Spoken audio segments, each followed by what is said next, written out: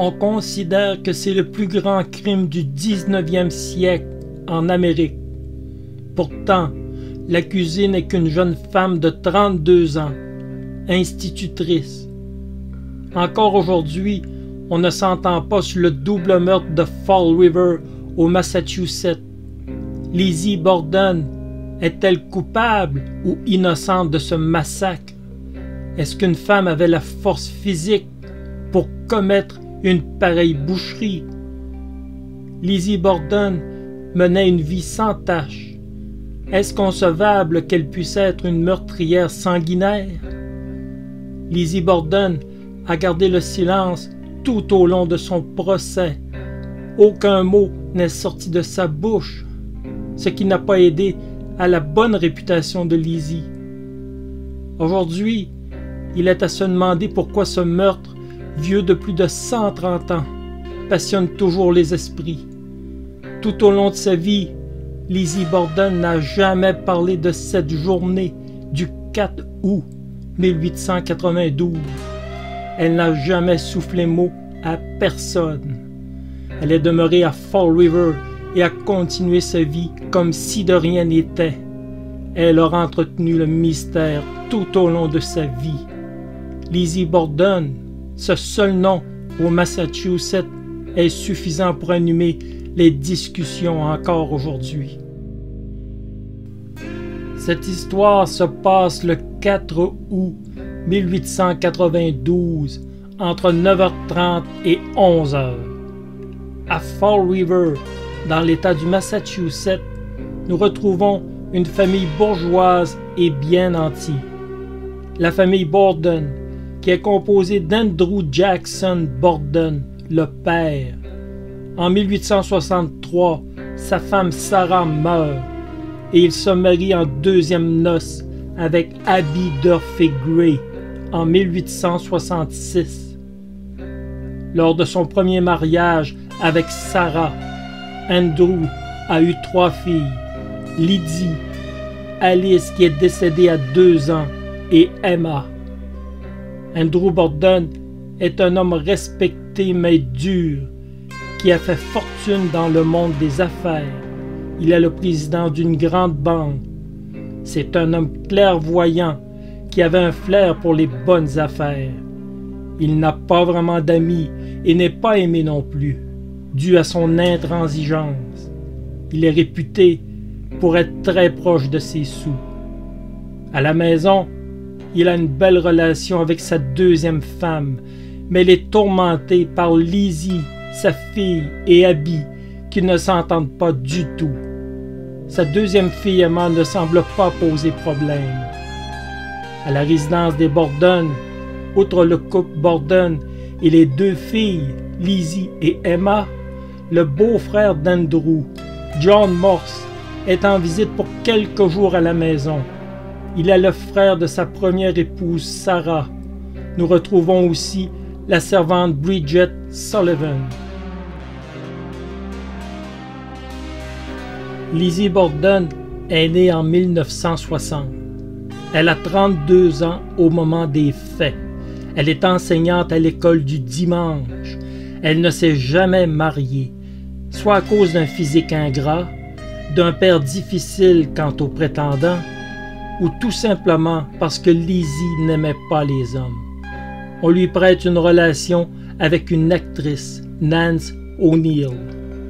Sa relation avec son père est difficile et les disputes avec sa belle-mère, Abby Durfee Gray, sont monnaie courante. Lizzie est une femme appréciée dans son entourage. On l'a dit, une femme douce et gentille.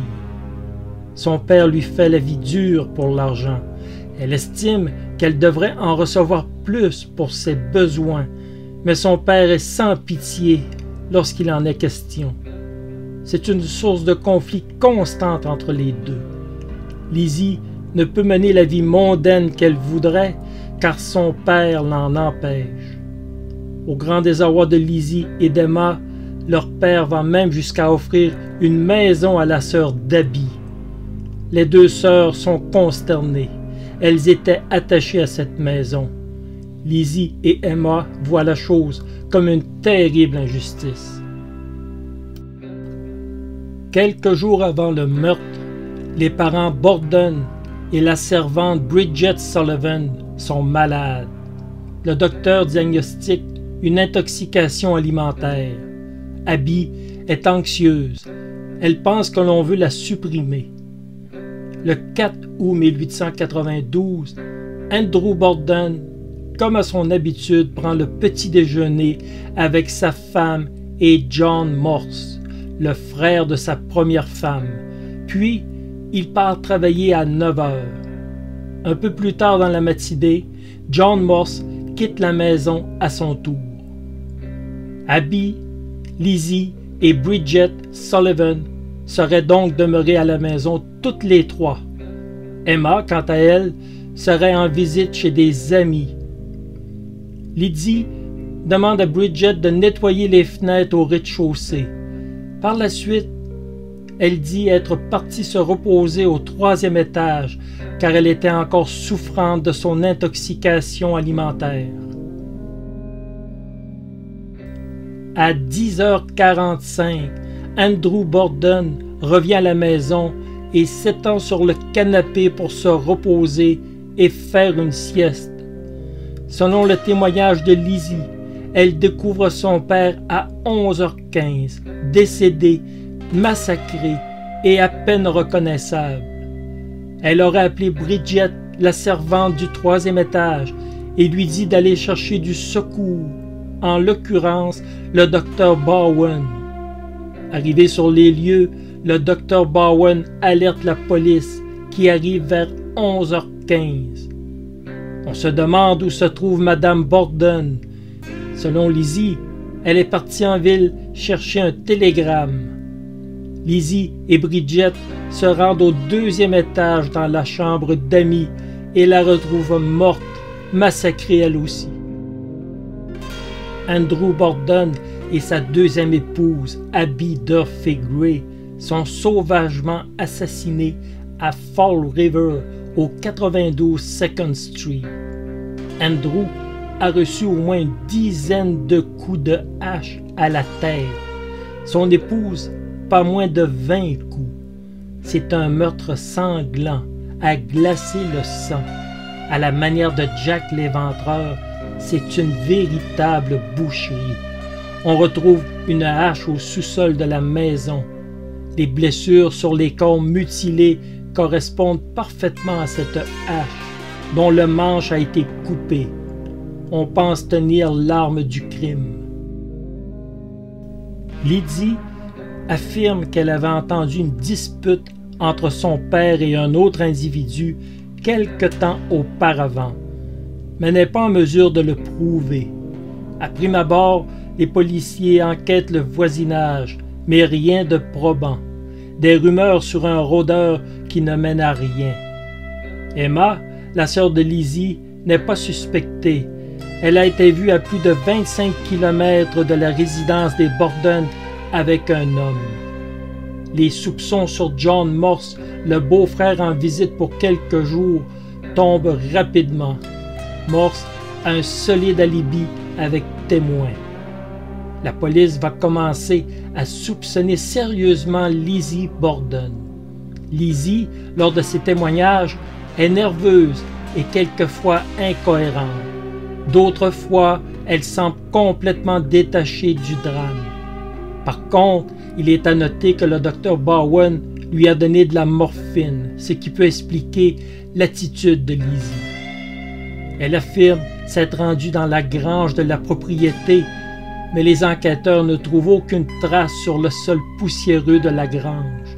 On se questionne aussi fortement sur le fait que la bonne Bridget n'aurait rien entendu de ce massacre sanglant. Bridget, quant à elle, se défend qu'elle dormait et était encore souffrante de son intoxication alimentaire. Autre fait troublant pour les policiers, les portes de la maison sont fermées à double tour. L'intrusion d'une personne semble très improbable. Malgré les soupçons sur Lizzie, on ne l'arrête pas. On continue de creuser et d'interroger le voisinage et les personnes connaissant la famille Borden. Les autorités baignent dans le mystère le plus complet.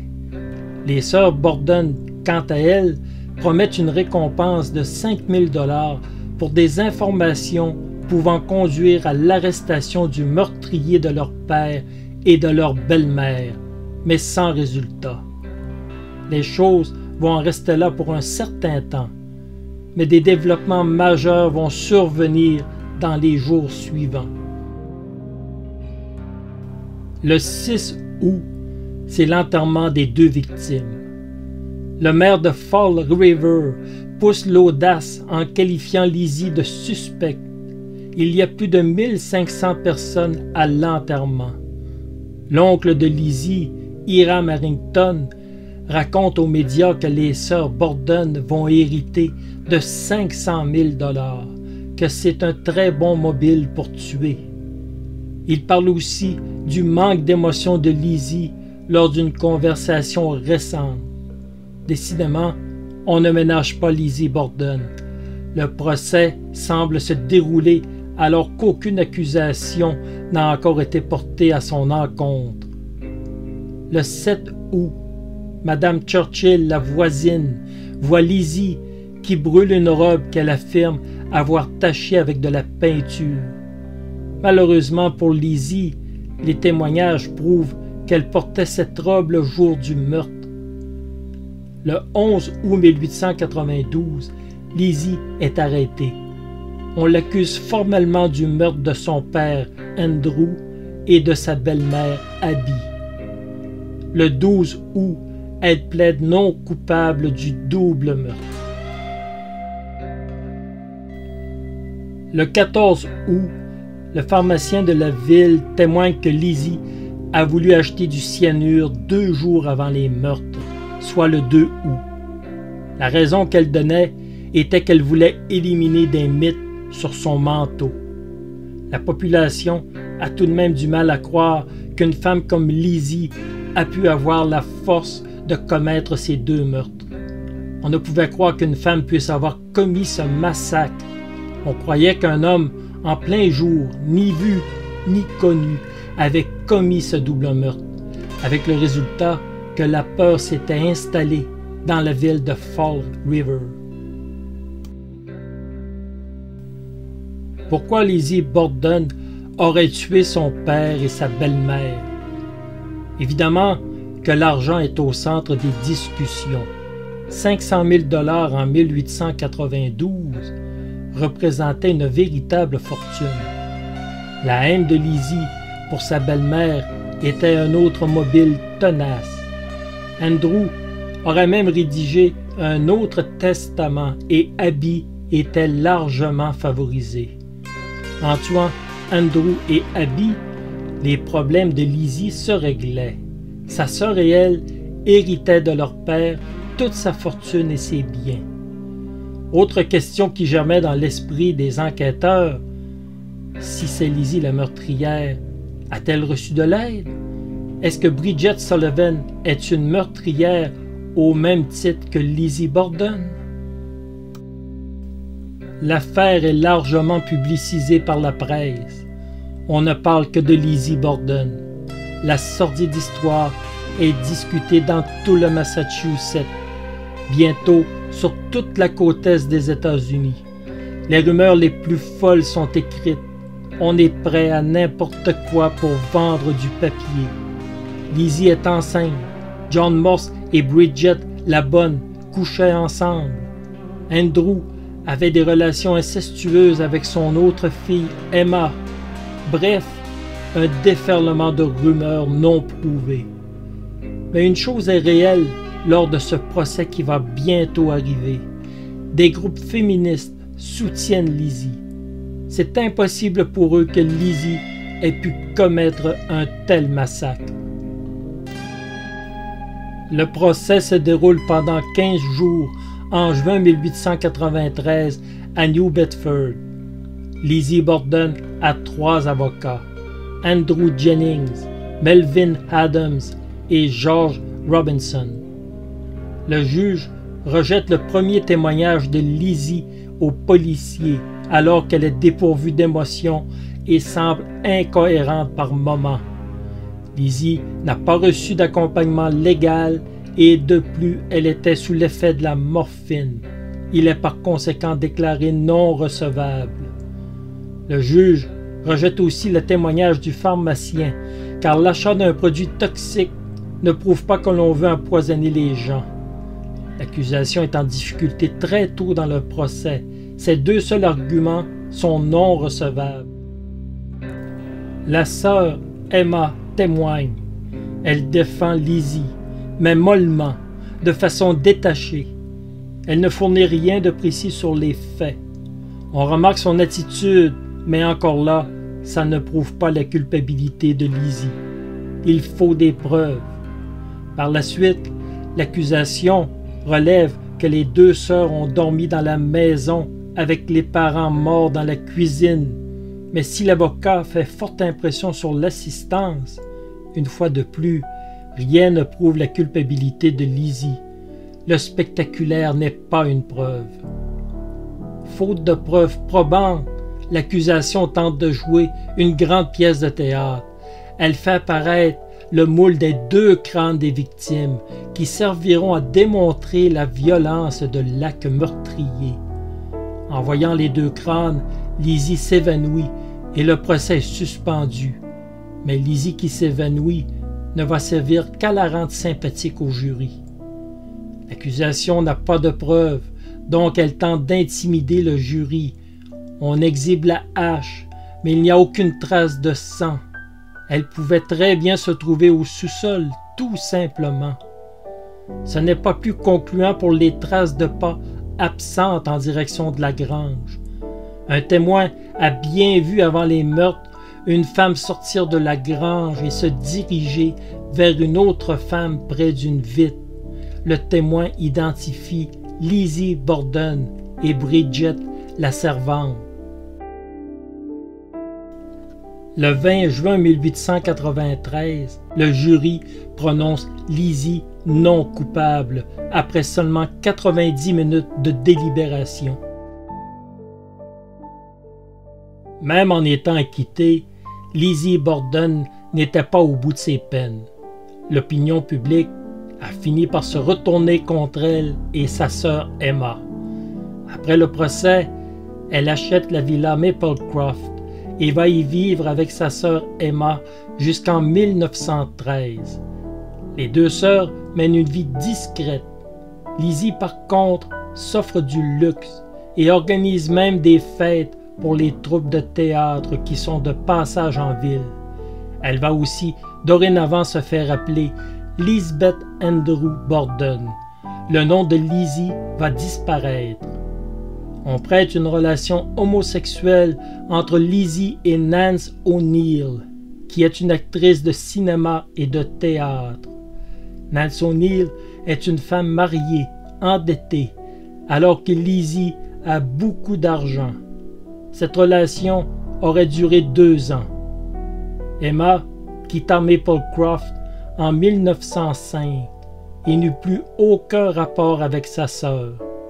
Les deux thèses pouvant expliquer ce départ soudain pourraient être la découverte de faits nouveaux sur le double meurtre de 1892 ou encore le jugement d'Emma sur la relation de Lizzie avec Nance O'Neill.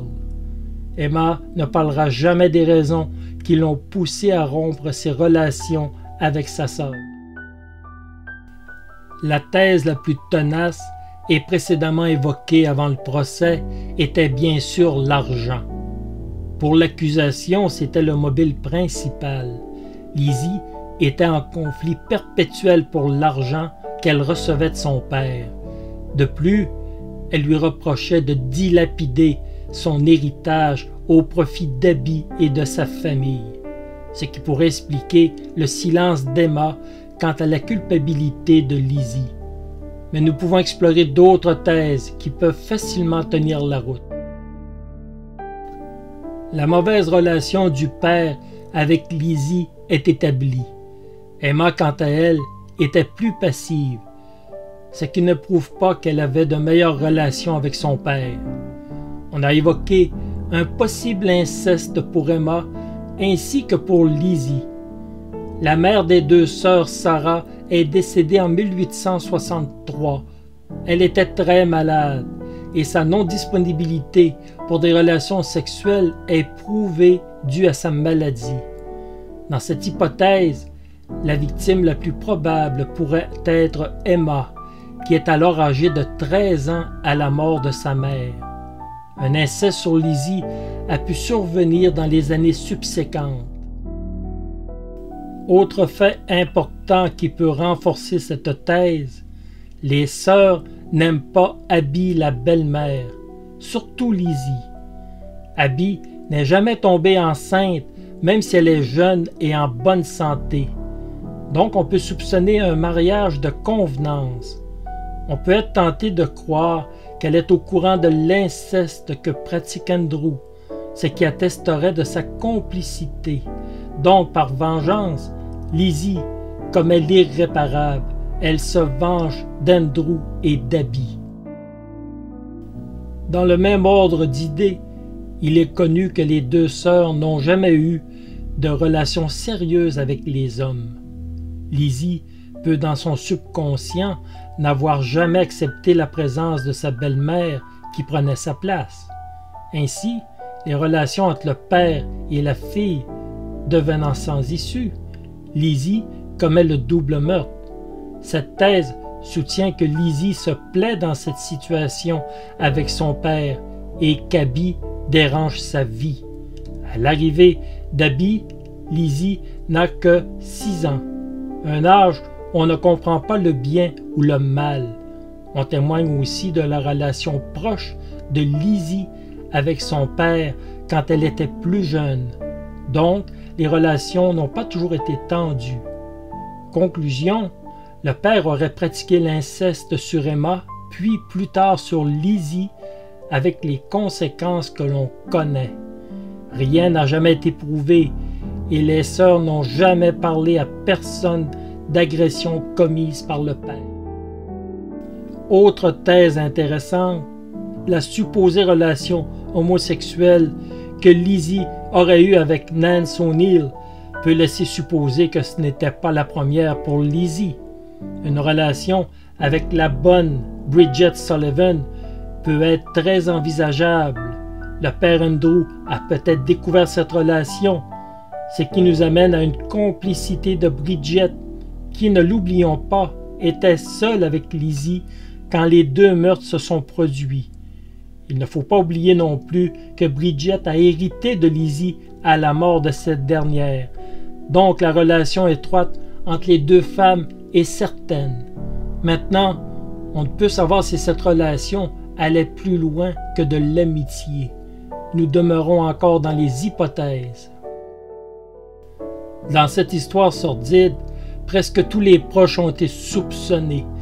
Beaucoup d'hypothèses, certaines qui pourraient tenir la route, d'autres, eh bien, à vous de juger. Bridget, qui avoue sur son lit de mort qu'elle a protégé Lizzie pendant son témoignage, donc ça pourrait confirmer sa complicité. Elle se serait confiée à l'une de ses sœurs. Le docteur Bowen est également soupçonné à l'époque. Le médecin s'entend mal avec les Borden. Mais pour quel mobile? Le docteur Bowen n'a jamais eu d'histoire avec personne dans sa vie.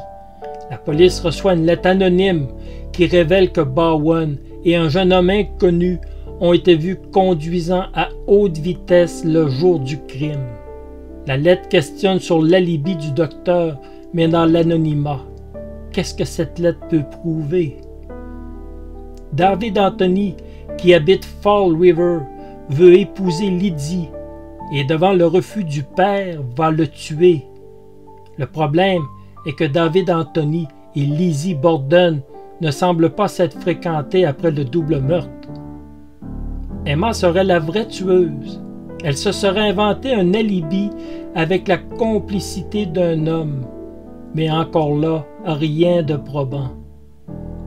John Morse, le frère de la première femme d'Andrew, qui était en visite pour quelques jours, aurait complété avec Lizzie pour pouvoir se séparer de l'héritage, mais encore là, rien ne vient confirmer cette hypothèse. Un paysan portugais à qui Andrew Borden a refusé de payer l'intégralité de son salaire. C'est une hypothèse qui cette fois a été prise au sérieux par les autorités, car un homme a la force nécessaire pour commettre un meurtre avec une telle violence. Mais encore une fois, les indices ne mènent nulle part. Lizzie Borden mourra en 1927 à l'âge de 66 ans dans l'indifférence la plus complète.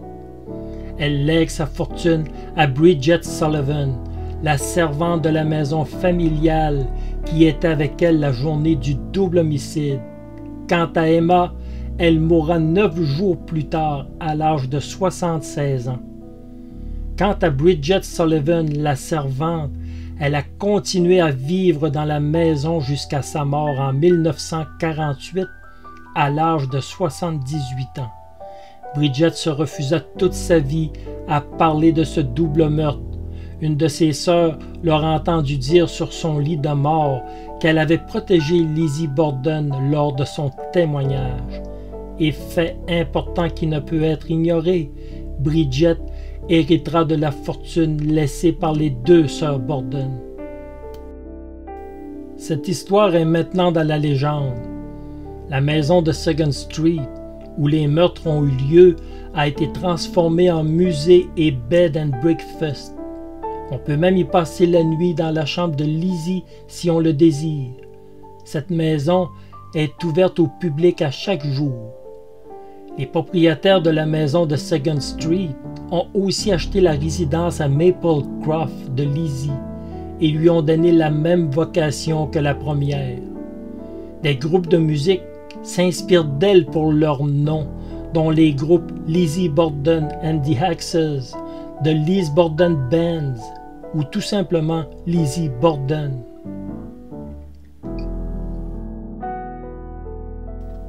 Les courants féministes ne s'attardent pas sur l'innocence ou la culpabilité de Lizzie Borden. Elle s'est libérée du despotisme de son père. Pour eux, elle était victime d'un sexisme énorme, surtout lors du procès. On l'idéalise même en la décrivant féminine, respectable et une femme éduquée.